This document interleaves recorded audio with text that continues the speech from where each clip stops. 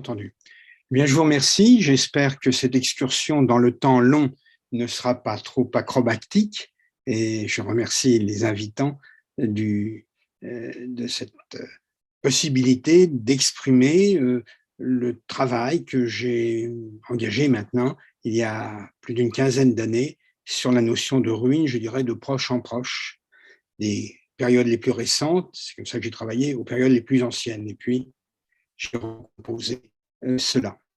Je ne m'attarderai pas sur la définition des ruines en tant que telle, parce que cela pourrait mener à des temps complexes, mais j'insisterai quand même sur un point de vocabulaire tout simple. En français, nous avons à notre disposition ruine, mais nous avons aussi, nous l'avons vu, vestige, et nous avons ensuite d'autres mots, comme décombre ou débris. Où commence le décombre, où finit le débris? Quelle est la relation entre les ruines et les vestiges? Si on se passe du point de vue étymologique, c'est très clair. On a dit ce matin en commençant ce colloque que les ruines, ça venait de ruau, quelque chose qui tombe. Eh bien, vestige, c'est quelque chose qui est imprimé dans le sol. Vestige, c'est les traces d'un animal. Et en grec, c'est le mot ikné. Et cela veut dire quelque chose a été imprimé sur une surface molle. Ça, c'est le début. Ensuite, ces mots ou s'opposent, ou se complètent, ou ils percolent. Et c'est un peu ce que je vais vous montrer aujourd'hui. Vous avez sous les yeux une image de Göbekli Tepe, ce site du 10e millénaire, donc avant même le néolithique, sur lequel un système de stèles, d'hôtels, semble marquer un lieu de réunion, un lieu qu'on peut qualifier de mémoriel, parce que vous voyez la photographie aérienne, et tous ces grands cercles ont été remplis de façon inopinée et de toutes sortes de déblais. Ils ont été fermés, ils sont restés là, à côté de la zone d'habitat. Donc, pour la première fois que nous pouvons observer une société sédentaire, nous voyons qu'elle produit des ruines et que ces ruines, elles contribuent à en structurer la mémoire. C'est ce que nous dit le texte de Chateaubriand.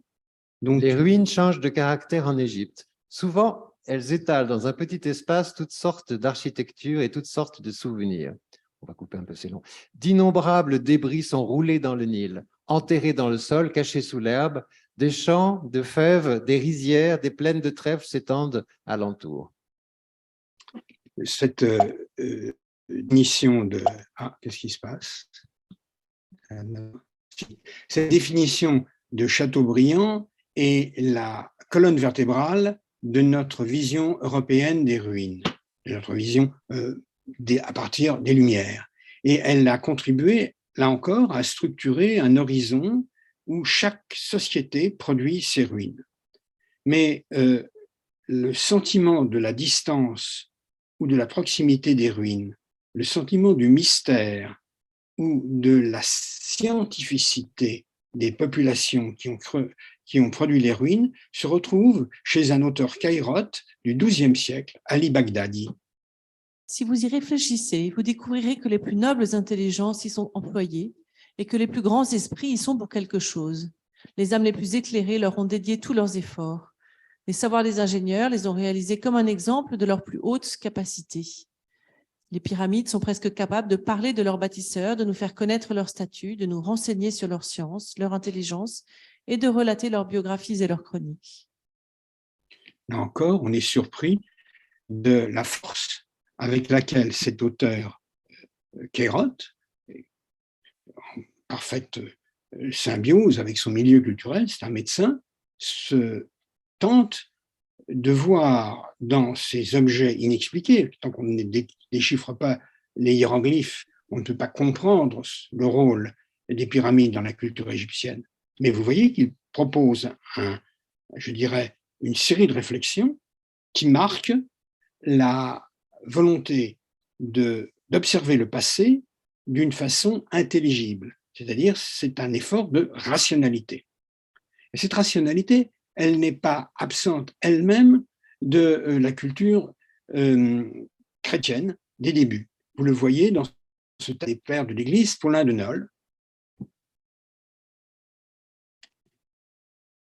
Je vous laisse lire. C'est pourquoi, sur tout l'espace de la basilique, le sol demeure vert sous forme d'un gazon. Donc on a vu quelque chose comme ça ce matin. Et le sable conserve bien visible et en même temps accessible pour ceux qui l'honorent la trace du pied divin dans la poussière marquée par Dieu. Donc, ce texte est extraordinaire parce qu'il est l'un des premiers qui mettent en cause la monumentalisation. On a cherché, les chrétiens ont cherché à garder des traces et ils ont recours aux techniques de l'architecture pour créer des basiliques. Et là, le père de l'Église explique, mais non, ce n'est pas nécessaire. La trace est conservée sous la forme d'un gazon.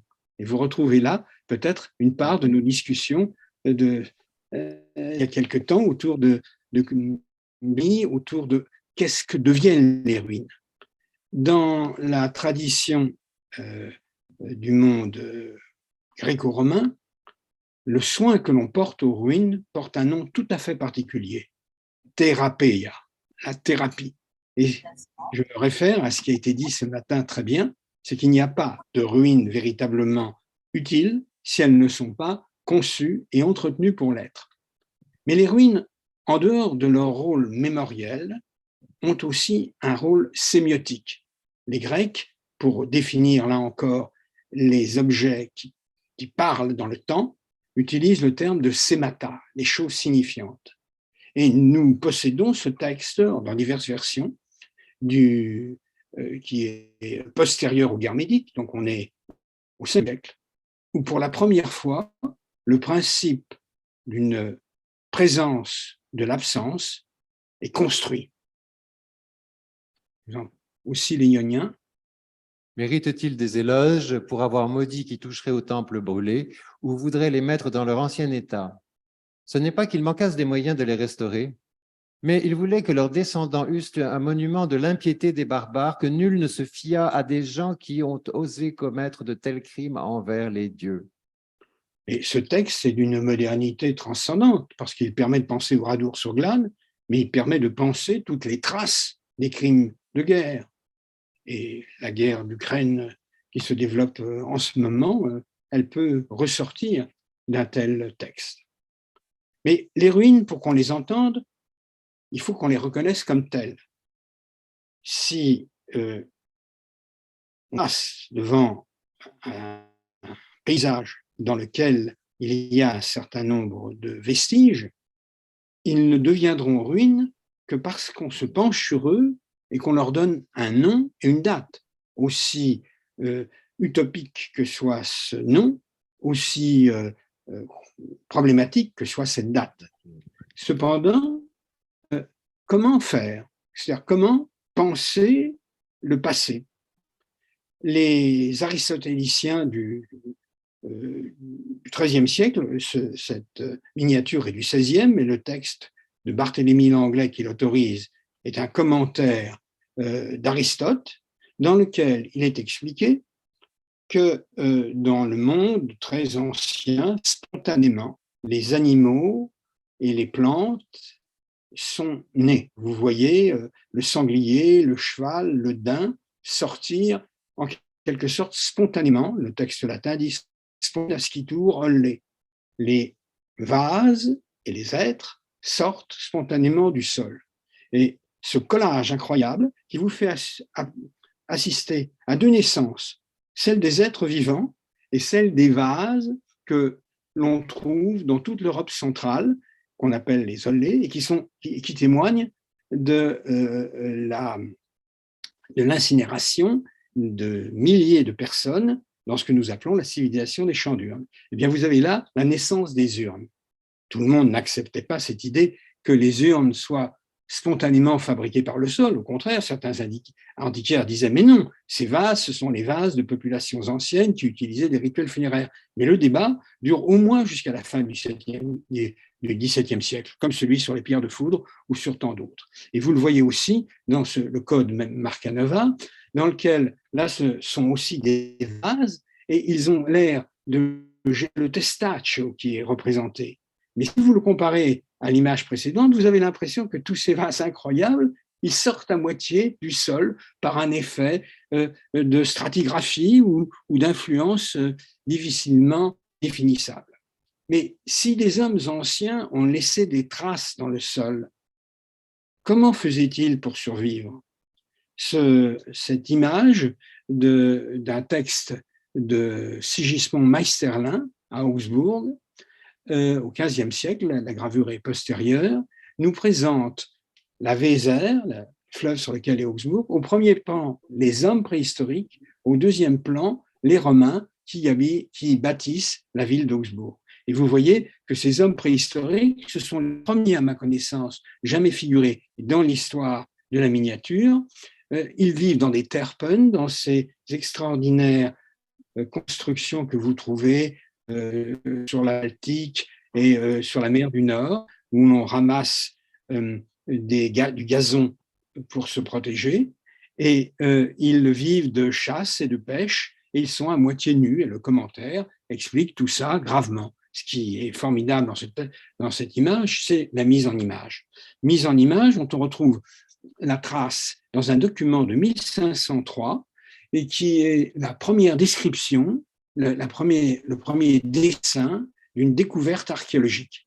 Les découvertes archéologiques, vous allez voir, on en fait au moins depuis le néolithique, et on l'avait vu dans l'introduction. Mais représenter le lieu, eh bien ça, c'est tout à fait étonnant, et c'est une invention de la Renaissance européenne. Alors voici le tertre avant sa fouille, voici la fouille, voici les objets qui ont été trouvés et regardez la délicatesse du rendu de ces statues qu'on pourrait qualifier de romaines. Au même moment, se pose la question, est-ce que les archives écrites peuvent être complémentées par les archives matérielles? Est-ce que les monuments peuvent servir à l'interprétation textuelle? On le trouve, là encore, à Bâle, dans une fouille qui est la première fouille financée par une autorité publique pour découvrir les ruines d'Augst, avec des coupes stratigraphiques. Et cette idée que les hommes du XVe et XVIe siècle se font du passé est celle d'une espèce de submersion. Vous voyez voilà la vue du Forum romain dont on parlait il y a un instant, eh bien, les bâtiments sont presque enfouis. Et Montaigne expliquera ça très bien en disant qu'on cherche Rome, mais pour la trouver, il faut fouiller parfois jusqu'à 15 mètres. Si je vous présente cette gravure, c'est qu'elle est aussi une gravure dans l'histoire des ruines fondamentales parce qu'elle vous montre un paysage de mégalithes dans le sud de la Suède. Elle est due à Olaus Magnus, l'archevêque du royaume de Suède, obligé de fuir le royaume et de se réfugier à Rome à cause de la réforme. Et il écrit une histoire des hommes du Septentrion. Il explique que la Suède et le Danemark sont pleins d'énormes constructions de pierre et qui sont les temples ou les signes, disent-ils, les monumenta ou carrément les ruines des civilisations du passé. Mais vous voyez, pour interpréter ce paysage, il n'a pas les clés.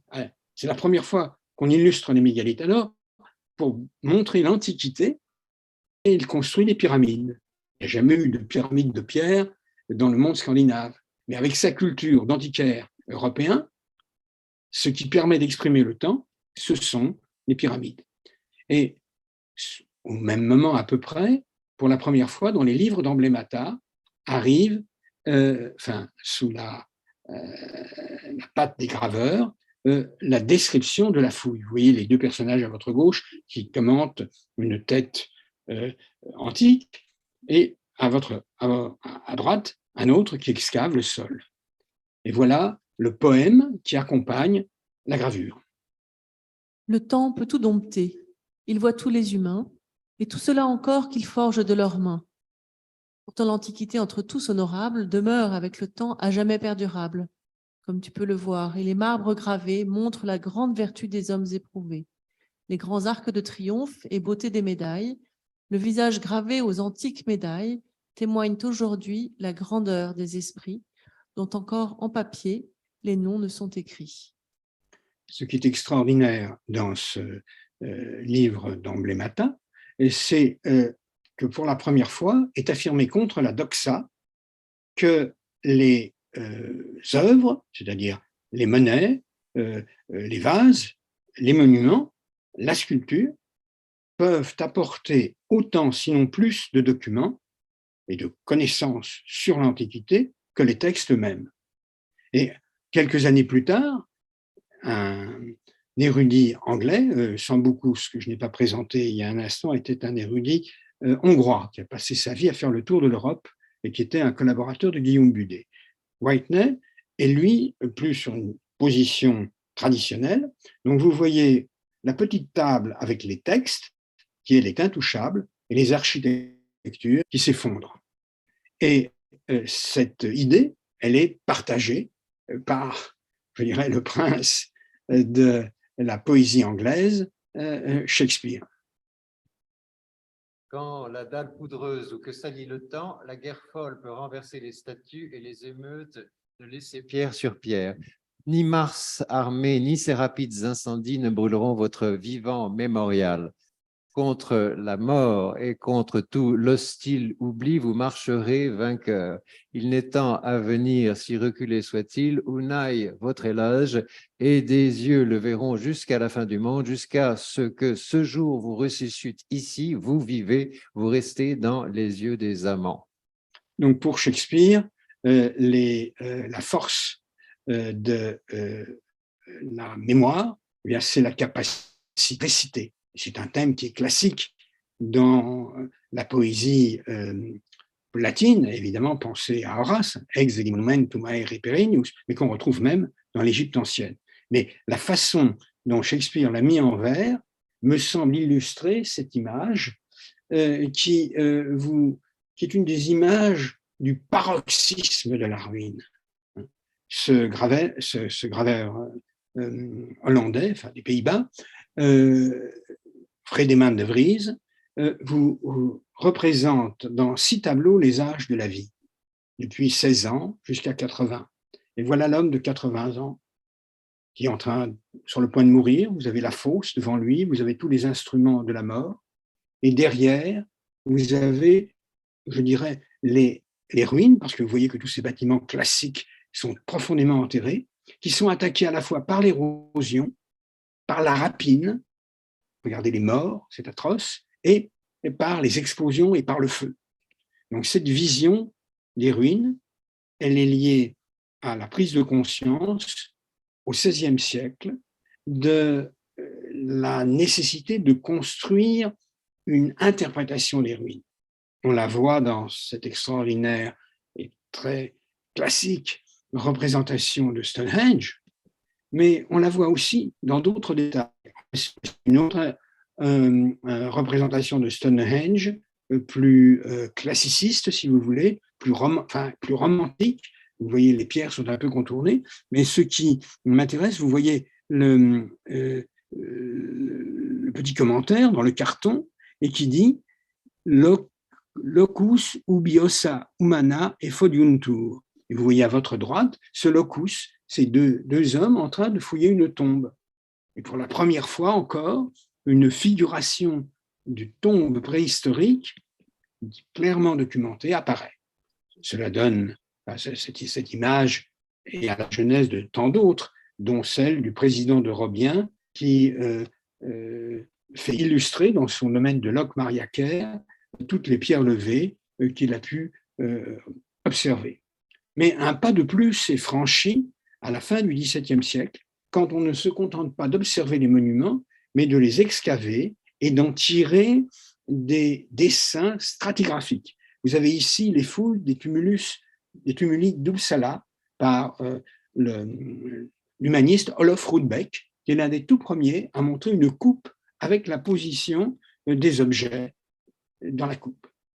Et au même moment, Comenius produit un livre de poésie latine dans lequel vous voyez l'archéologue en majesté avec toutes les ruines du monde, les obélisques, les frontons, la sculpture, les lampes romaines, vous avez toute une archéologie du détail qui est présentée dans cet homme à la bêche, et puis ce vers de race, quid sub terra est in apricum proferet aetas. Tout ce qui est dans le sol sera un jour révélé et donnera son âge.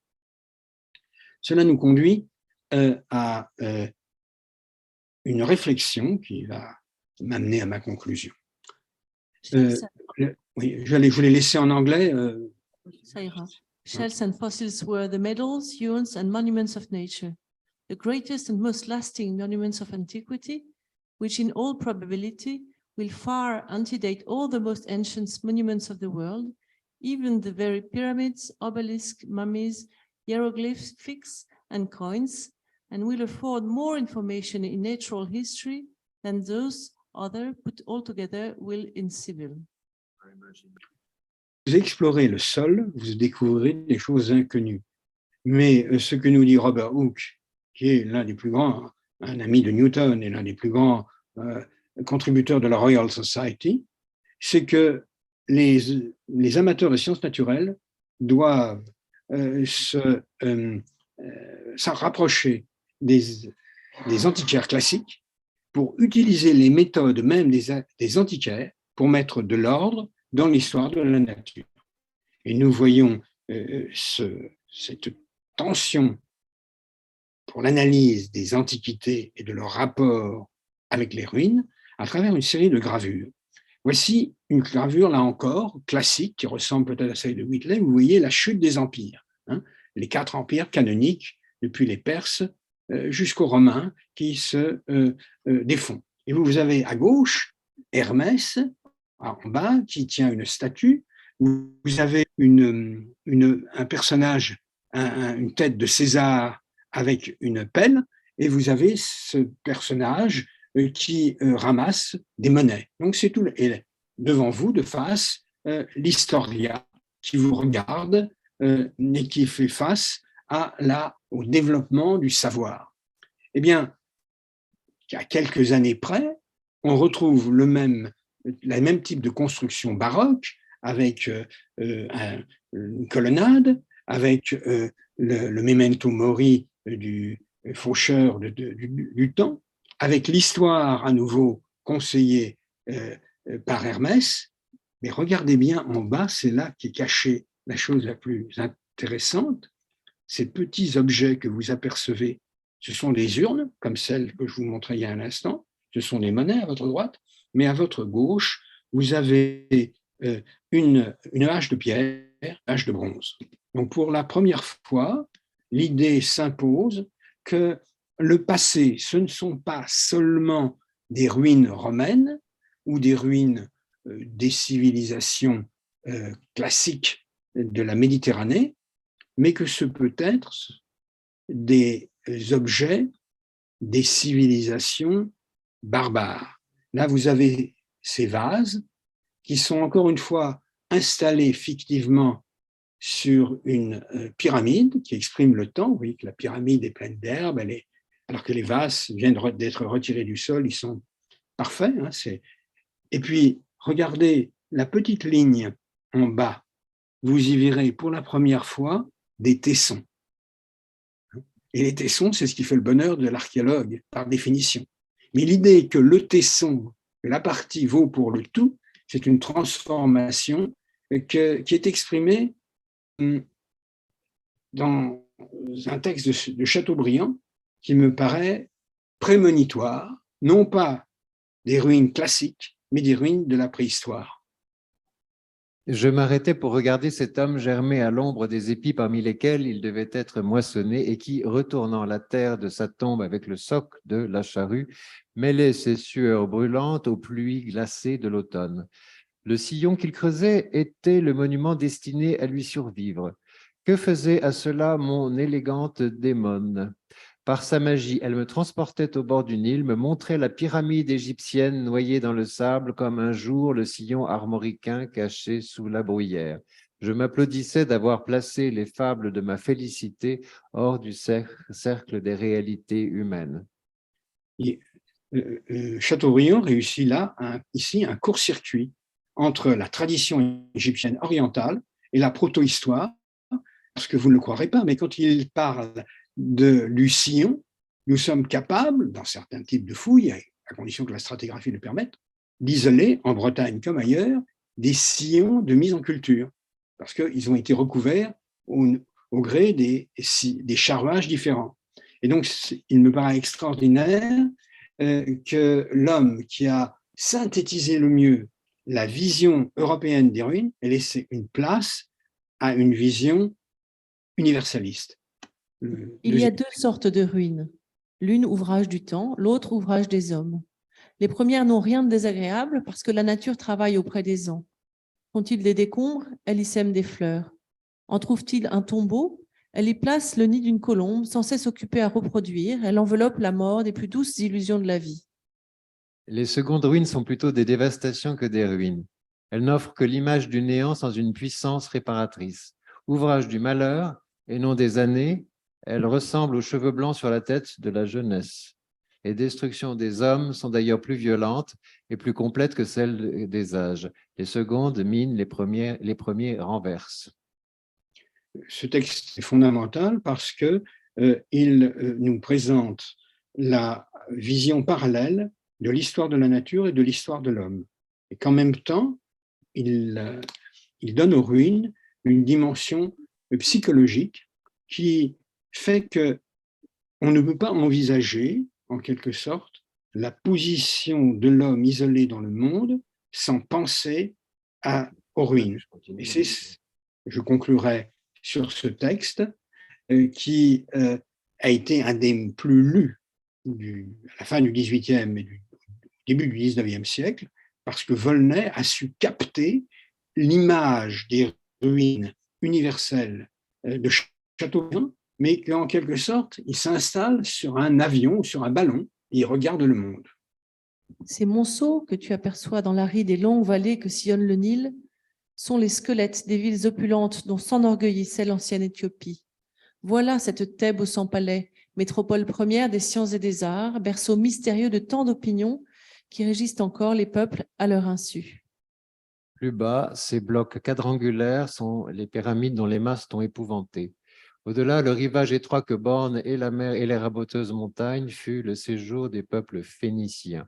Là furent les villes de Tyr, de Sidon, d'Ascalon, de Gaze et de Bérite, ce filet d'eau sans issue et le fleuve du Jourdain et ces roches arides furent jadis le théâtre d'événements qui ont rempli le monde. Voilà, donc nous sommes arrivés, et je vous remercie mes deux partenaires de l'aide qu'ils m'ont prêtée. Nous sommes arrivés à cette boucle, c'est-à-dire que l'histoire des ruines commence comme l'histoire des populations avec ce qui les entoure. Mais elle devient, au fil du temps et à travers la révolution des Lumières, un objet d'histoire universelle. Et pour conclure ce que j'avais dit dans l'introduction, le vocabulaire des ruines est un des indices de leur complexité. Si vous prenez, par exemple, le monde assyro-babylonien, vous apercevrez qu'il y a en assyrien 11 ou 12 mots pour dire ruine. Si vous prenez l'arabe classique, vous allez trouver la même opposition entre vestige et ruine que nous trouvons dans les langues latines, entre le terme atlal, qui est l'ancien terme, qui a donné tel d'ailleurs, et le terme atar, qui est le terme proposé par le Coran et qui veut dire une petite cupule, quelque chose en relief. Mais je pourrais vous emmener à travers l'onomastique chinoise et trouver à nouveau une opposition entre le vestige et la ruine. La ruine, c'est plutôt gu en chinois, et le vestige, c'est plutôt xu. Et les mêmes difficultés pour cerner le champ de ces deux mots existent en chinois, comme il existe en arabe, en hébreu, en assyrien. Je ne l'ai pas trouvé dans le monde égyptien ancien, mais vous savez quels usages les Égyptiens faisaient des monuments et avec quelle passion d'une dynastie à l'autre, ils se forçaient à redécouvrir ce que leurs ancêtres avaient érigé. Je vous remercie.